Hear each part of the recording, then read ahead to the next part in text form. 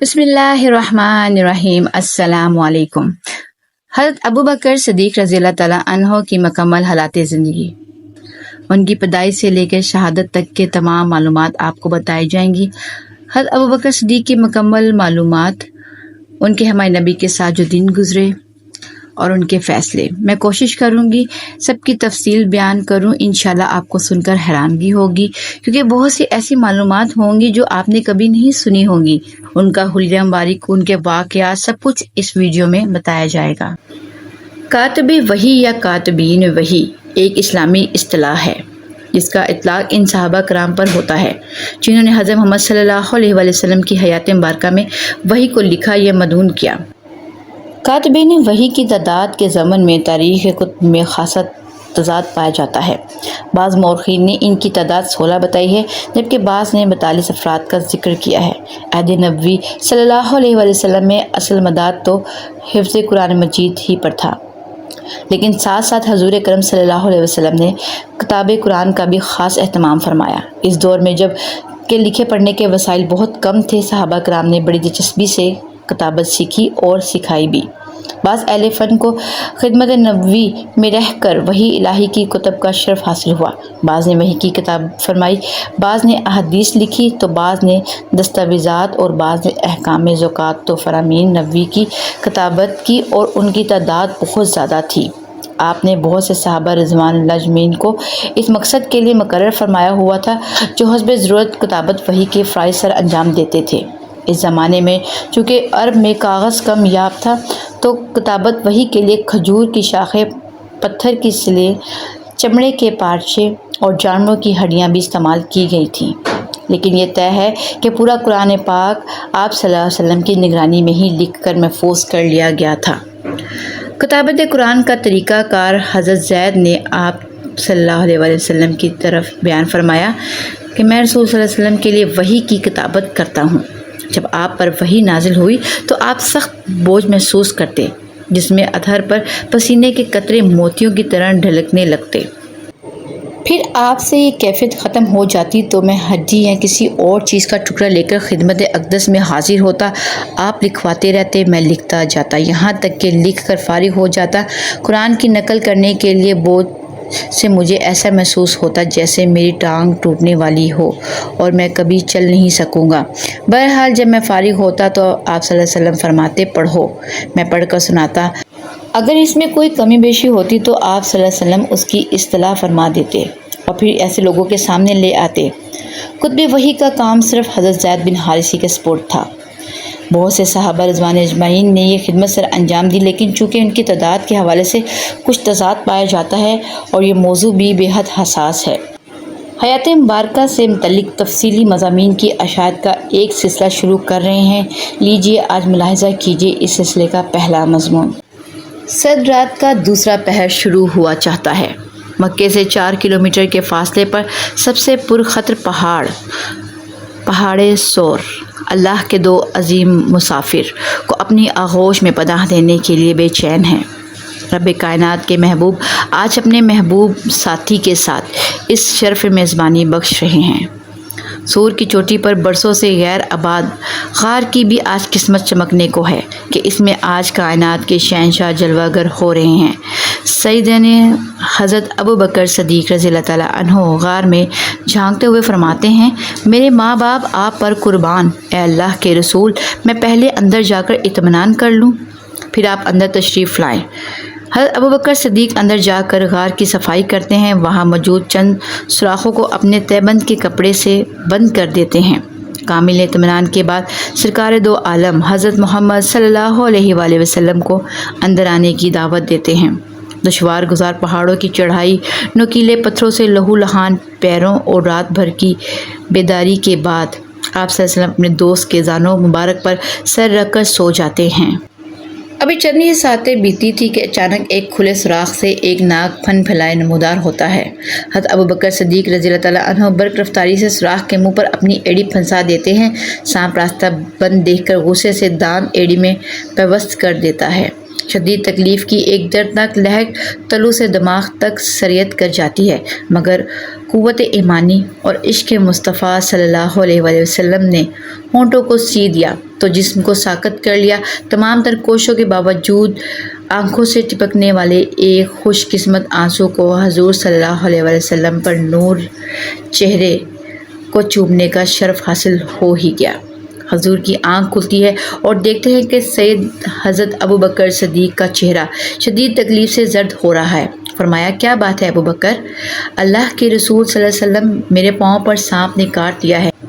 یہ سن کر نبی کریم صلی اللہ علیہ وسلم حضرت ابوبکر کی ایڑی پر اپنا لعاب دہن لگاتے ہیں، جس سے نہ صرف زہر کا اثر زائل ہو جاتا ہے بلکہ درد بھی ختم ہو جاتا ہے۔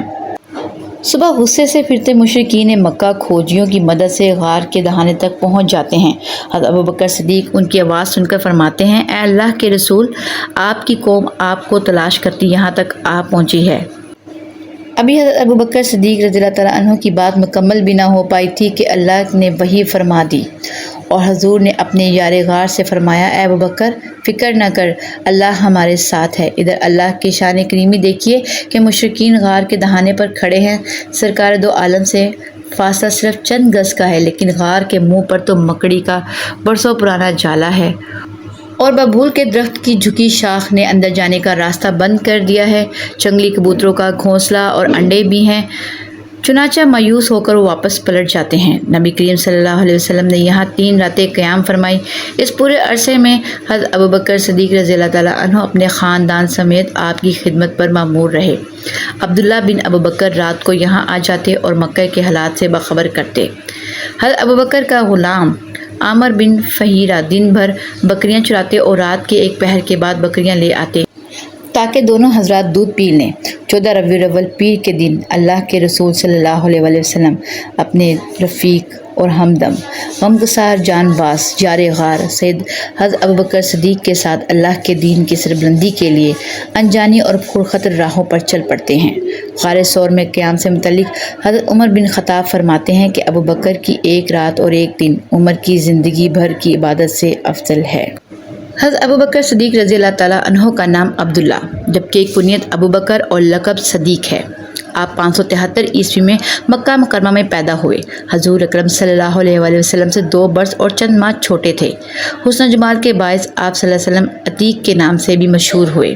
والد کا نام عثمان بن عمر اور کنیت ابو القحافہ تھی اور والدہ مائدہ کا نام سلمہ اور کنیت ام الخیر تھی۔ قبول اسلام سے قبل آپ رضی اللہ تعالیٰ عنہ کا نام والدین نے عبداللہ الکعبہ رکھا تھا۔ جب مشرف با اسلام ہوئے تو سرور کائنات صلی اللہ علیہ وسلم نے آپ رضی اللہ تعالیٰ عنہ کا نام تبدیل کر کے عبداللہ رکھ دیا۔ آپ کا رنگ گورا، دونوں رخسار اندر کو دھنسے ہوئے، قد قدرے جھکا ہوا، چہرے کی رگیں نمایاں، پیشانی چوڑی اور بلند تھی، آنکھیں نیچے رکھتے تھے، مہندی اور قسم کا خضاب استعمال کیا کرتے تھے، جوانی میں حسین و جمیل شخصیت کے مالک تھے۔ سید حضرت ابوبکر صدیق رضی اللہ عنہ کے زمانے جاہلیت میں آنکھ کھولی تھی، جہاں دیگر لاتعداد برائیوں اور خرابیوں کے علاوہ بدکاری و بے حیائی عام تھی، لیکن آپ کو ان چیزوں سے نفرت تھی۔ شروع ہی سے ذہین تھے، پڑھنے لکھنے کا بے حد شوق تھا، چنانچہ والدین ابو قحافہ نے آپ کی تعلیم پر خصوصی توجہ دی۔ قریش کے چند پڑھے لکھے لوگوں میں شمار ہوتا تھا۔ ہم عمر اور ہم مزاج ہونے کی وجہ سے بچپن ہی سے حضور صلی اللہ علیہ وسلم سے ایک تعلق پیدا کیا گیا تھا، جو وقت کے ساتھ ساتھ گہری رفاقت اور شدید محبت میں بدل گیا اور زندگی کے آخری سانسوں تک قائم و دائم رہا۔ یہ نبوت کا 4تھا سال تھا جب حکم خداوند ہوا، اے محمد صلی اللہ علیہ وسلم، اب آپ احکام الہی عام کیجیے اور مشرکین کی پرواہ نہ کیجیے۔ حضور صلی اللہ علیہ وسلم نے حضرت ابوبکر صدیق کو اسلام کی دعوت دی تو آپ رضی اللہ تعالیٰ عنہ نے فوراً اسلام قبول کر لیا اور مردوں میں سب سے پہلے اسلام قبول کرنے کا اعزاز پایا۔ اس کے فوراً بعد سید ابوبکر صدیق ہی سے سب سے پہلے علانیہ مشرکین کو اسلام کی دعوت دی۔ اس دور میں حق کی آواز بلند کرنا اپنی موت کو دعوت دینے کے مترادف تھا، چنانچہ آپ کی اس جرأت پر اہل قریش چراغ پا گئے اور شدید تشدد کا نشانہ بنانے لگے۔ جب اللہ کے رسول صلی اللہ علیہ وسلم کو تشدد کا نشانہ بنایا جاتا پتھروں سے زخمی کیا جاتا، گلے میں رسا ڈال کر بازوں میں کھینچا جاتا، تو ایسے میں سید ابوبکر صدیق آپ کی مدد کو پہنچتے، مشرکین سے جھگڑا کرتے تھے، خود بھی مشرکین کی تشدد کا نشانہ بنتے، لیکن نبی کا ساتھ نہ چھوڑتے، سائے کی طرح ہر وقت آپ کے ساتھ رہتے۔ نبوت کے بعد صدیقیت ایمان کا اعلیٰ درجہ ہے۔ حضرت ابوبکر صدیق پوری زندگی ہر لمحہ نبی کریم صلی اللہ علیہ وسلم کے ساتھ رہے، بعثت سے پہلے بھی اور بعد میں بھی۔ نبی کریم صلی اللہ علیہ وسلم کی پوری زندگی کھلی کتاب کی طرح آپ کے سامنے تھی۔ آپ کا معمول تھا کہ حضور اکرم صلی اللہ علیہ وسلم کی ہر بات اور ہر عمل پر فوراً آمین کہہ کر تصدیق کر دیا کرتے تھے۔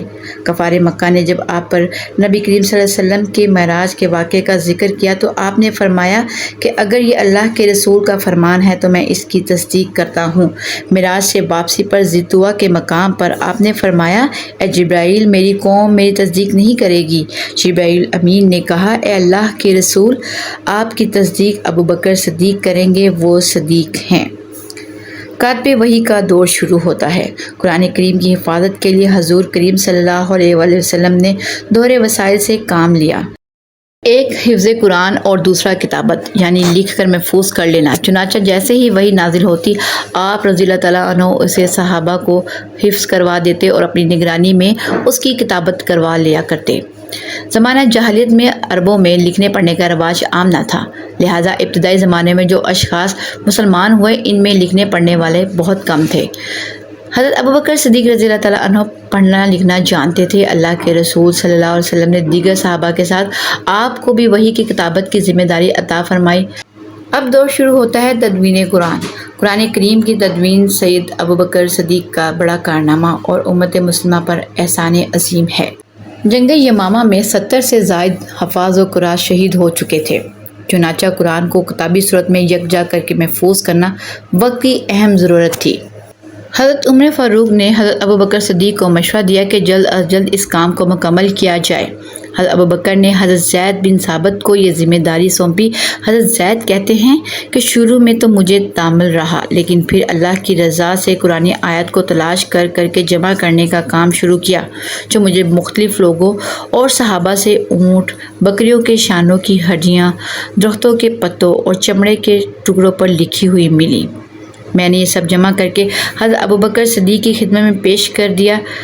حضرت علی کا قول ہے کہ قرآن شریف سے متعلق سب سے زیادہ اجر حضرت ابوبکر صدیق کو ملے گا، کیونکہ آپ ہی وہ شخص ہیں جنہوں نے اولاً قرآن شریف کو کتابی صورت میں جمع کیا۔ امام ابن حزم نے لکھا ہے کہ حضرت ابوبکر رضی اللہ تعالیٰ عنہ کے زمانے میں کوئی شہر ایسا نہ تھا جہاں لوگوں کے پاس قرآن موجود نہ ہو۔ حضرت ابوبکر صدیق رضی اللہ تعالیٰ عنہ تمام صحابہ کرام میں سب سے زیادہ سخی تھے۔ حضرت ابو ہریرہ روایت کرتے ہیں کہ رسول اللہ صلی اللہ علیہ وآلہ وسلم نے فرمایا، جتنا نفع مجھے ابوبکر کے مال نے دیا اتنا کسی کے مال نے نہیں دیا۔ میرے اوپر کسی کا احسان نہیں رہا، سب کا اتار دیا، البتہ ابوبکر کا میرے اوپر احسان اتنا بڑا ہے کہ اس کا بدلہ قیامت کے روز اللہ ہی عطا کرے گا۔ یہ حضرت ابوبکر صدیق ہی تھے جنہوں نے غزوہ تبوک کے موقع پر اپنے گھر کا پورا مال و اسباب لا کر حضور کریم کی خدمت میں پیش کر دیا۔ حضور نے پوچھا، اے ابوبکر، اپنے اہل و عیال کے لیے بھی کچھ چھوڑا ہے؟ تو حضرت ابوبکر نے جواب دیا، ان کے لیے اللہ اور اس کا رسول ہی کافی ہیں۔ حضرت ابوبکر صدیق رضی اللہ تعالیٰ عنہ صاحب ثروت تھے۔ اللہ نے مال و دولت سے خوب نوازا تھا۔ مجبوراً بے کس غلاموں کو آزاد کروانا ان کا محبوب مشغلہ تھا۔